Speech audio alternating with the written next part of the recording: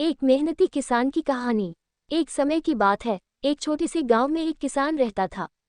उसका नाम रामचंद्र था। रामचंद्र एक बहुत ही मेहनती और परिश्रमी किसान था। वह गांव के खेतों में दिन रात मेहनत करता और अपने परिवार को आवश्यकताओं के लिए पूरी तरह से संतुष्ट करता था। एक दिन गांव में अकाल पड़ गया। बारिश नहीं हो रही थी और जमीन सूख गई थी। सभी किसानों को अपनी फसल के लिए चिंता होने लगी, लेकिन रामचंद्र डरने वाले नहीं थे। वह जानता था कि मेहनत से किया हुआ काम कभी बेकार नहीं जाता है। रामचंद्र ने अपने खेतों को और अच्छे से सिंचित करना शुरू किया। वह रात दिन मेहनत करता रहा, पानी की बचत करता रहा और पौधों की देखभाल में विशेष ध्यान देता रहा। दूसरे किसान उसे हंसते और मजाक उड़ाते रहे, पर रामचंद्र अपने लक्ष्य के प्रति सदा संकल्पबद्ध रहा। फसल काटने के बाद रामचंद्र ने अपने परिवार के साथ आराम से खुशहाल जीने का आनंद लिया। उसकी मेहनत और परिश्रम ने उसे गर्व महसूस करवाया।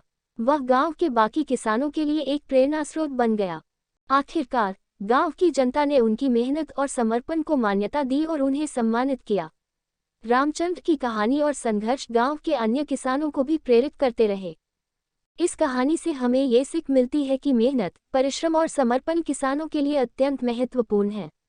यदि हम मेहनत करें और परिश्रम करें, तो हम सफलता के मार्ग पर चलने में सफल हो सकते हैं, चाहे कितना भी कठिनाइयां आएं।